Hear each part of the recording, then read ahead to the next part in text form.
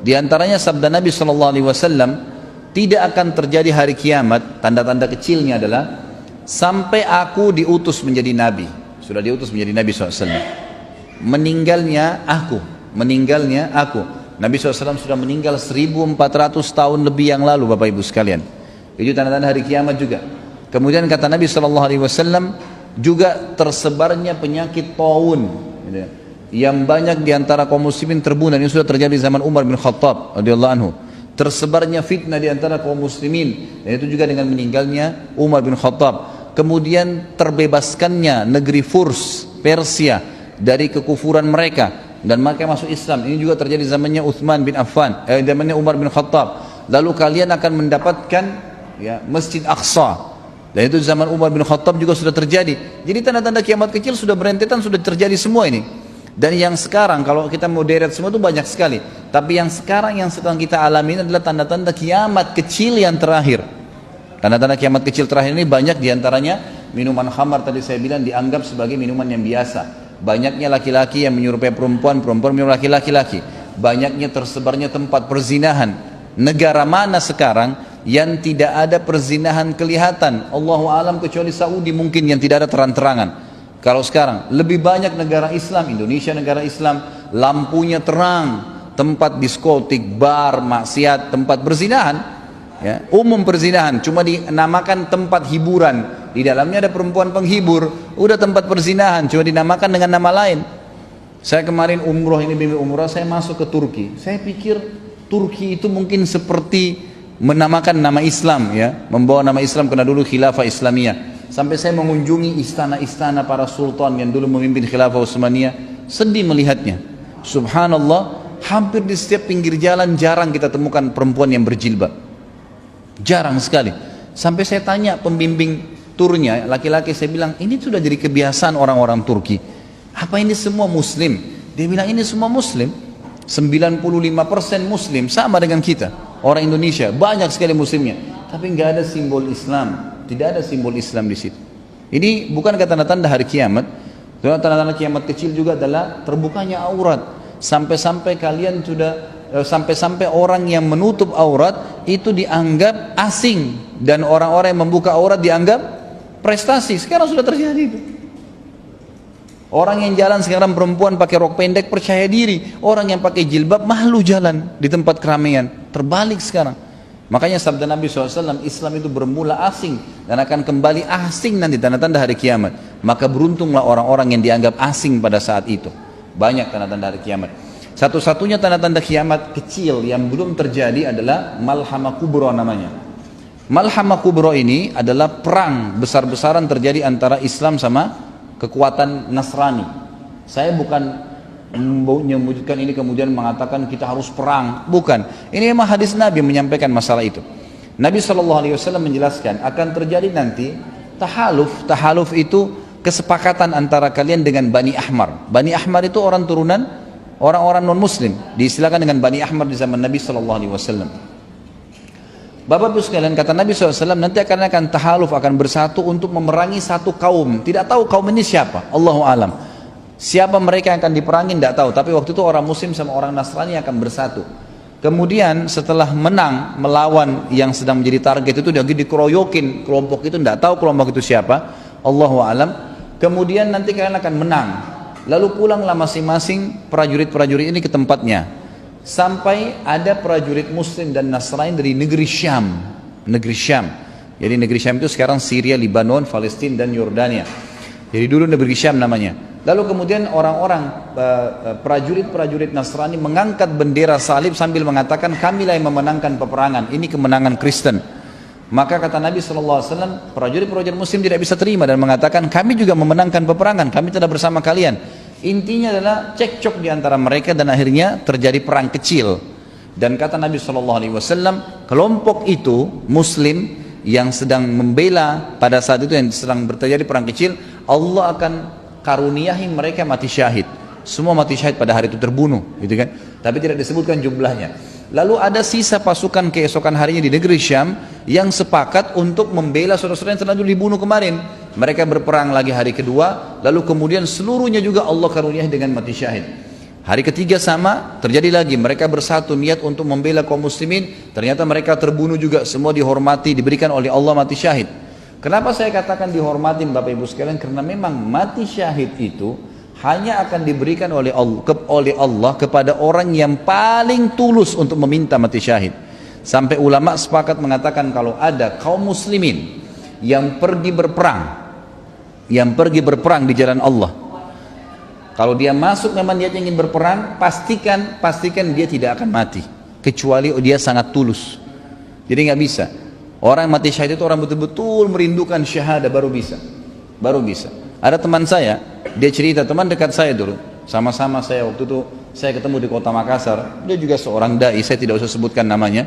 Tapi pada saat tahun 1990 dulu lagi ribut antara kaum muslimin dan fatwa ulama tentang jihad di jalan Allah melawan Uni Soviet, maka beliau sempat ikut dari Indonesia berangkat ke sana. Lalu kemudian pada saat itu dia cerita sama saya, saya cerita masalah fadilahnya orang yang mati syahid, bagaimana dia bisa memberikan syafaat 70 keluarganya masuk surga tanpa hisab, dikubur dengan pakaiannya, dia akan tidak ada lagi pertanyaan mungkar dan nakir di kuburan, semua dosanya diampuni kecuali utangnya, dia akan dibangkitkan dalam kondisi seperti itu, ya, kondisi dia waktu dia meninggal dunia dan darahnya keluar menetes mengeluarkan bau lebih wangi dari bau kasturi. Kemudian dia masuk surga tanpa hisab dengan tingkat tertinggi di surga dan beragam macam fasilitas, gitu kan? Maka saya bilang itu fadilah luar biasa. Dia bilang subhanallah. Terus saya bilang orang yang masuk medan perang, setahu saya ulama bilang tidak sembarangan mati syahid. Dia bilang sama saya tiba-tiba, saya alamin itu. Dia bilang akhi, dia bilang saya alamin. Saya bilang gimana antum alamin? Dia bilang saya pernah ikut waktu itu. Sebagaimana antum tahu pernah saya ikut di perang di jihad itu. Kemudian saya pernah jalan di sebuah tempat. Kami menghindari peluru orang-orang Rusia yang banyak sekali. Di depan saya ada orang Filipina, Muslim, ikut berperang. Saya orang Indonesia tengah-tengah. Di belakang kami ada satu orang Pakistan. 3 orang ini lagi jalan, gerunduk-gerunduk. Dia bilang subhanallah ada peluru lagi lewat di bawah ketiaknya teman saya orang Filipina ini, lewat di bawah ketiak saya, dan peluru itu membunuh saudara kami yang di belakang yang orang Pakistan.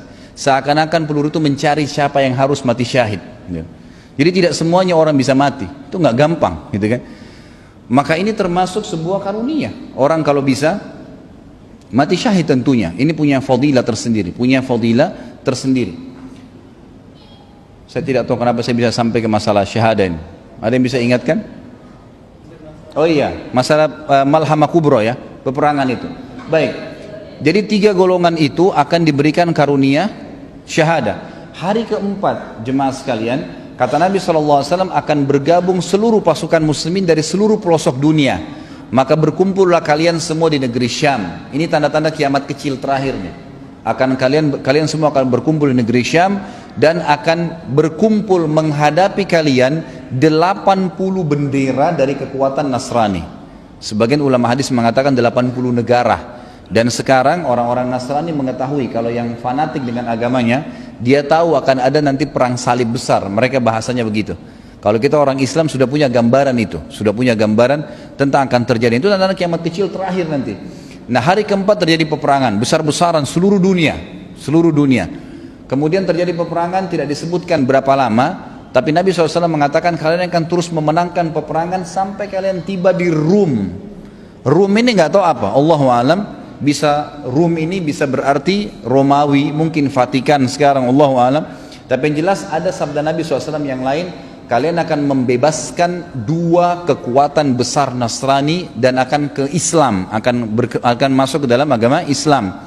Yang pertama Konstantinopel, Turki sekarang, dan yang kedua adalah Rum, kata Nabi SAW Rum. Lalu sahabat bertanya, ya Rasulullah, yang akan kami menangkan pertama, yang akan kami bebaskan, Konstantinia kah, Konstantinopel kah, atau Rum? Maka kata Nabi SAW, Konstantinia dulu baru Rum. Nah berarti memang Rum ini adalah masuk dalam bahasan tadi hadis yang baru saya sebutkan. Dan sebagian ulama hadis mengatakan ini kemungkinan adalah yang maksud adalah pusat ya kekuatan Nasrani, yaitu di Vatikan. Nah pada saat kaum muslimin sudah sampai di situ dan akan menjebol, bahkan dalam hadis lain disebutkan pintu kekuatan Nasrani yang ada di negeri itu. Kalau sekarang kita tahu memang di Vatikan ada pintu besar. Maka mereka akan merobohkan, pasukan jihad akan merobohkan tembok itu dengan bertakbir dan bertasbih.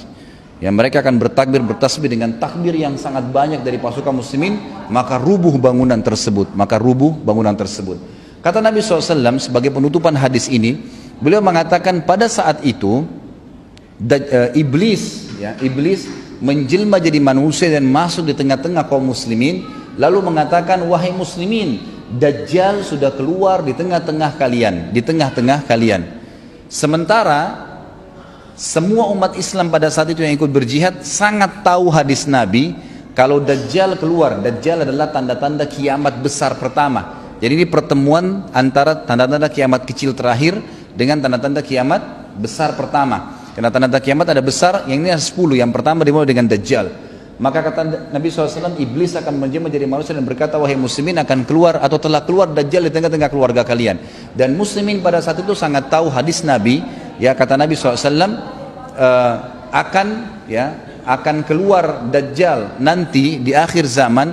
Siapa di antara kalian yang mendengarnya keluar di satu tempat, maka dia menjauhinya. Maka dia menjauhi tempat itu, pergi jauh, jangan sampai mendekat, gitu kan? Dan siapapun, walaupun dia harus ke gunung, jangan seseorang di antara kalian berkata iman saya kuat lalu dia menghadapinya, maka dia menjadi pengikutnya. Karena Dajjal akan mengaku sebagai Tuhan. Akan kita bahas nanti bagaimana Dajjal, ciri-cirinya, dari mana dia keluar, bagaimana kerusakan yang akan dia lakukan, itu ada semua bahasan sendiri. Tapi saya akan bahas transisi daripada atau tanda-tanda kiamat kecil terakhir ini. Kata Nabi SAW, maka pada saat itu seluruh mujahidin menyebar, seluruh mujahidin kembali ke rumah-rumah mereka, karena mereka khawatir jangan sampai Dajjal sudah keluar di tengah-tengah keluarga mereka. Maka pada saat itulah jemaah sekalian, kata Nabi SAW, bubar seluruh muslimin, tidak jadi merubuhkan Rum, kemudian tapi sudah bebas dari kekufuran. Kemudian pada saat itu keluarlah Dajjal di tengah-tengah kaum muslimin dari sebuah kota atau wilayah di Khurasan. Khurasan ini di Iran, yang bernama Yahudiyah. Dan subhanallah, kota itu sekarang ada di Iran, namanya kota Yahudiyah, mayoritas penduduknya Yahudi. Kata Nabi SAW, Dajjal akan keluar dari situ diikuti dengan 70.000 dari orang Yahudi Asbahan. Asbahan ini wilayah Iran itu, wilayah Iran. Allahu a'lam.